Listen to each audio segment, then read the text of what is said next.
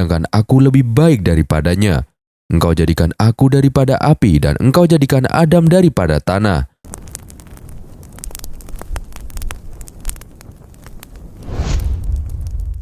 Assalamualaikum warahmatullahi wabarakatuh.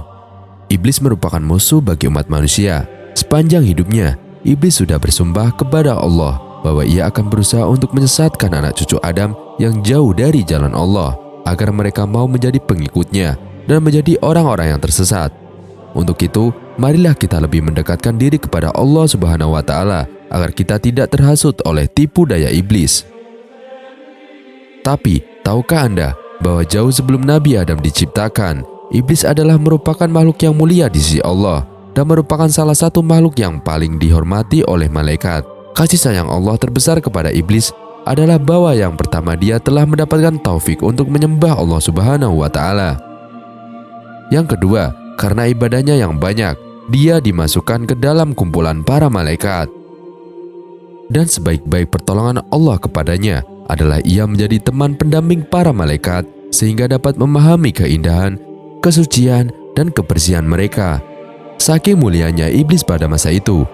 Dalam sebuah kitab karangan Imam Al-Ghazali menyebutkan bahwa iblis itu sesungguhnya namanya disebut sebagai Al-Abid atau ahli ibadah pada langit yang pertama, lalu langit yang kedua disebut Az-Zahid, kemudian langit ketiga namanya disebut Al-Arif, pada langit keempat namanya adalah Al-Wali, pada langit kelima namanya disebut At-Taqi, pada langit keenam namanya disebut Al-Kazin, dan pada langit ketujuh namanya disebut Azazil.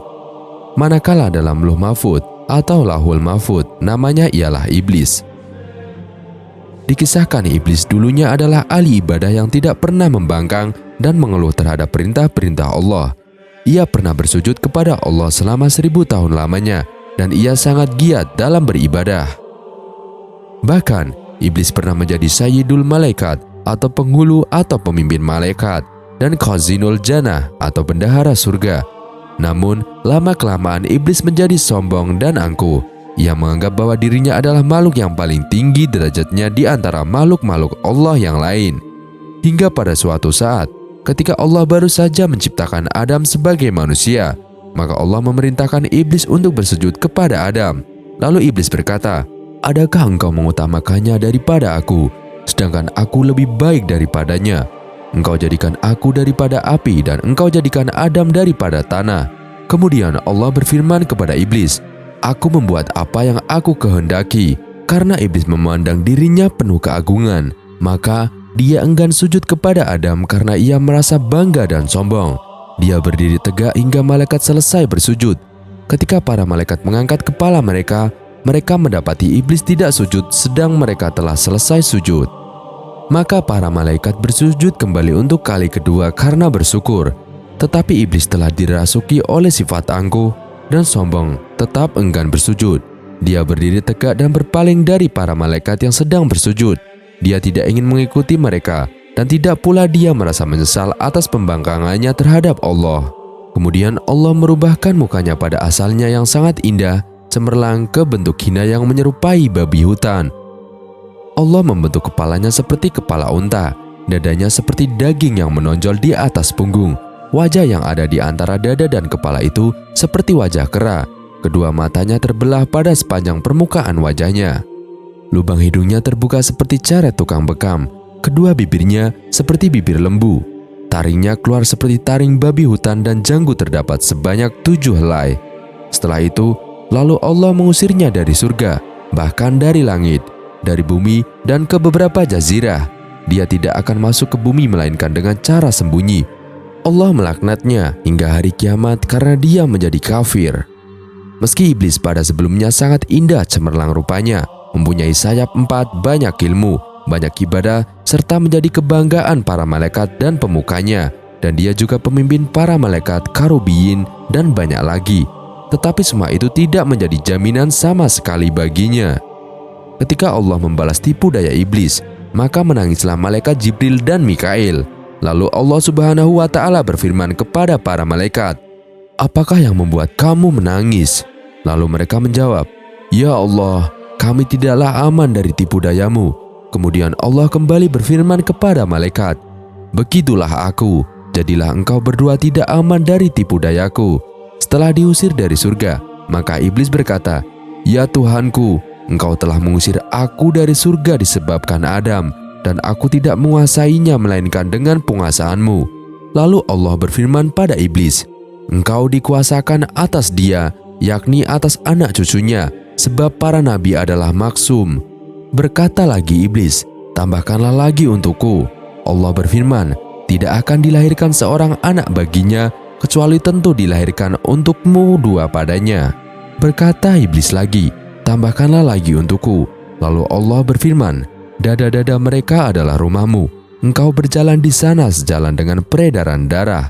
Berkata iblis lagi, Tambahkanlah lagi untukku. Maka Allah berfirman lagi, yang bermaksud, Dan kerahkanlah terhadap mereka pasukan berkuda dan pasukan yang berjalan kaki.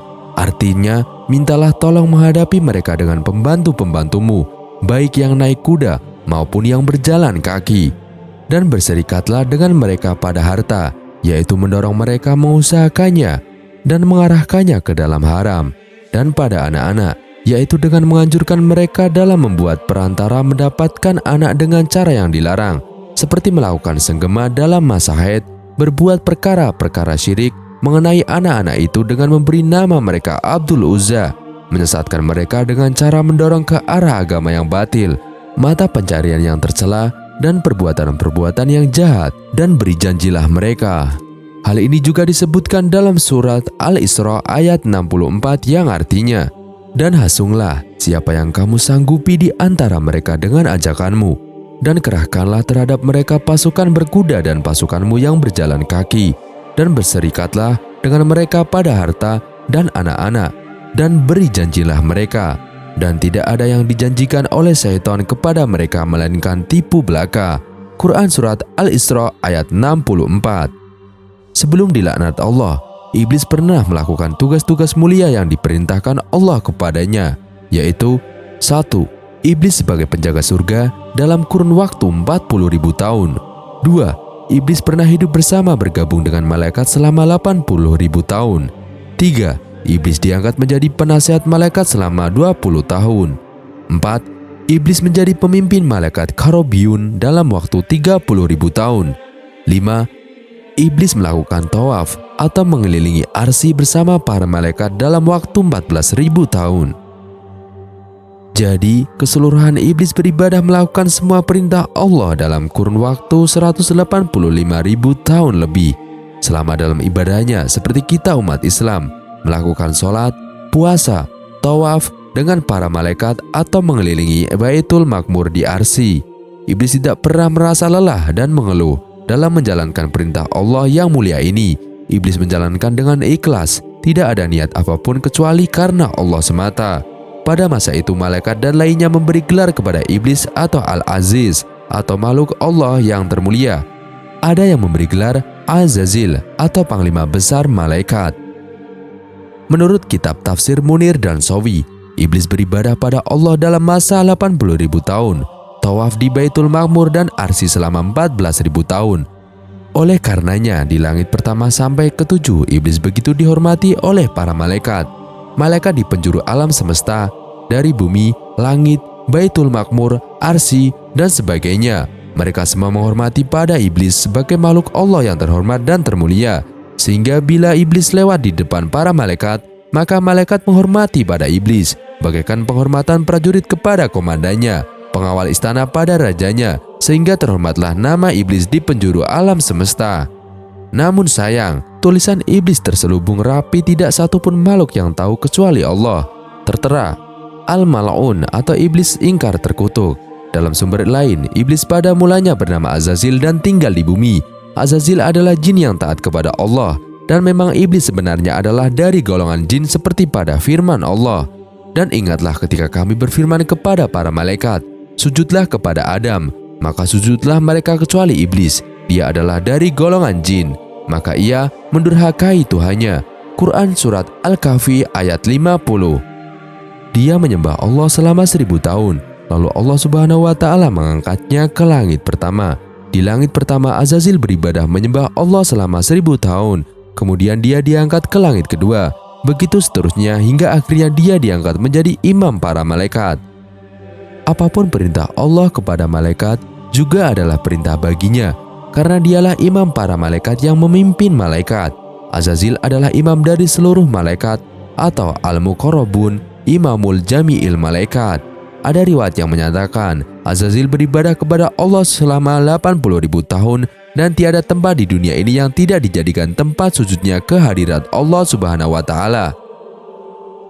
Dalam satu riwayat menceritakan, malaikat Israfil melihat yang tersurat di Lauhul Mahfudz. Ada tercatat satu suratan yang berbunyi, adanya satu hamba Allah yang beribadah selama 80.000 tahun, tetapi hanya karena satu kesalahan, maka ibadah hamba itu tidak diterima Allah dan hamba itu terlaknat sehingga hari kiamat. Maka menangislah Israfil karena bimbang akan dengan yang tersurat di Lauhul Mahfudz itu adalah dirinya. Maka diceritakanlah Israfil kepada segala malaikat pengalamannya melihat apa yang tersurat di Lauhul Mahfudz. Maka menangislah sekalian para malaikat karena takut dan bimbang dengan nasib mereka. Lalu semua malaikat datang menemui Azazil yang menjadi imam para malaikat, agar Azazil mendoakan keselamatan dunia dan akhirat kepada seluruh malaikat. Azazil pun mendoakan keselamatan di dunia dan akhirat kepada seluruh malaikat dengan doa, "Ya Allah, janganlah engkau murka terhadap mereka atau para malaikat." Namun, Azazil lupa untuk mendoakan keselamatan untuk dirinya sendiri. Setelah mendoakan semua para malaikat, Azazil terus menuju ke surga. Di atas pintu surga Azazil terlihat suratan yang menyatakan, ada satu hamba dari kalangan hamba-hamba Allah yang muqarrabin, yang telah diperintahkan Allah untuk membuat satu tugasan. Tapi hamba tersebut mengingkari perintah Allah, lalu dia tergolong dalam golongan yang sesat dan terlaknat. Lalu Allah menciptakan Adam alaihissalam dan memerintahkan malaikat untuk sujud menghormat kepada Adam. Azazil sebagai imam para malaikat sepatutnya lebih dahulu bersujud memimpin para malaikat, tetapi dia menolak karena dia merasa bahwa dirinya lebih baik daripada Adam. Sementara para malaikat lain terus sujud tanpa dipimpin oleh Azazil. Bukan saja enggan sujud, Azazil malah sombong dan menjawab kepada Allah, "Dan ingatlah, tatkala kami berfirman kepada para malaikat, sujudlah kamu semua kepada Adam, lalu mereka sujud kecuali iblis. Dia berkata, apakah aku akan sujud kepada orang yang engkau ciptakan dari tanah?" Quran Surat Al-Isra ayat 61. Kesombongan iblis ini berpuncak pada iri hati dan kedengkian iblis terhadap Adam. Ia tidak terima karena Allah akan menciptakan Adam sebagai khalifah di bumi, karena ia merasa lebih mulia dari Adam yang diciptakan dari tanah, sedangkan ia lebih mulia karena diciptakan dari api. Ia durhaka kepada Allah, takabur, dan lupa akan dirinya di mata Allah. Tak seharusnya ia membangkang perintah Tuhannya. Maka setelah itu, iblis akhirnya diusir dari surga. Namanya dirubah menjadi iblis, dan dia bersumpah akan menyesatkan manusia di bumi. Dia atau iblis berkata, "Terangkanlah kepadaku, inikah orangnya yang engkau muliakan atas diriku? Sesungguhnya jika engkau memberi tangguh kepadaku sampai hari kiamat, niscaya benar-benar akan aku sesatkan keturunannya, kecuali sebagian kecil." Quran Surat Al-Isra ayat 62. Kemudian Allah berfirman, "Pergilah, barang siapa di antara mereka yang mengikuti kamu, maka sesungguhnya neraka jahanam adalah balasanmu semua, sebagai suatu pembalasan yang cukup." Quran Surat Al-Isra ayat 63. Dari kisah ini kita bisa mendapatkan pelajaran bahwa iblis yang dulunya adalah ahli ibadah dan makhluk Allah yang mulia sekalipun bisa menjadi makhluk yang dilaknat oleh Allah karena kesalahannya. Untuk itu, sebaiknya kita menjauhi sifat-sifat iblis seperti sombong, angkuh, iri dengki, dan yang lainnya, agar kita terhindar dari laknat Allah Subhanahu wa Ta'ala. Wallahu alam bisawab. Cukup sekian kisah kali ini. Sedikit banyaknya kami mohon maaf. Sampai jumpa di kisah selanjutnya. Wassalamualaikum warahmatullahi wabarakatuh.